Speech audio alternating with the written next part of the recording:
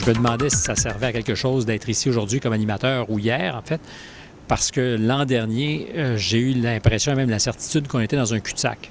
La conférence qu'on vient de donner nous a permis de faire le tour de différents leviers pour soutenir le positionnement stratégique de la fonction technologie de l'information, système d'information dans les établissements de santé. Les technologies web qui existent actuellement sont largement disponibles et sont de plus en plus utilisées par toutes sortes de gens, autant en mobilité que sur des postes fixes.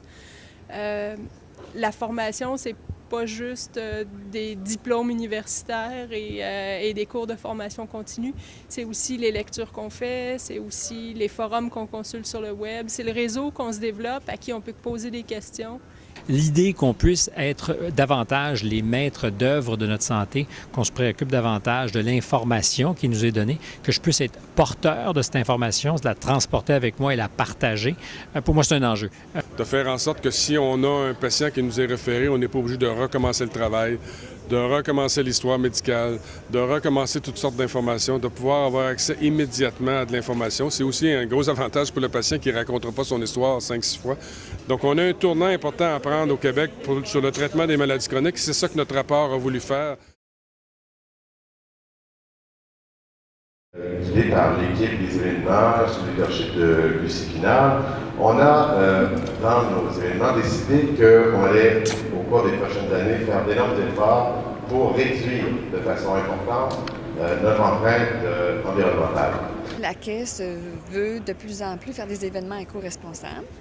Il y a une politique de développement durable qui a été adoptée par le conseil d'administration en juin, à peu près en même temps que le dépôt de la nouvelle norme par le Bureau de normalisation du Québec.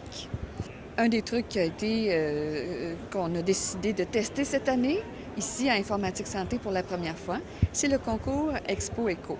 Je pense qu'avec la visibilité qui va être donnée aux exposants qui ont été soit candidats ou soit gagnants, ça va tranquillement faire son chemin et inciter les autres exposants à devenir de plus en plus éco-responsables.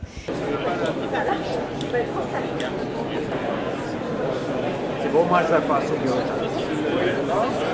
Et je me dis, est-ce que je peux vraiment faire une différence? Est-ce que le débat va aller quelque part compte tenu de ce qu'on connaît, les enjeux?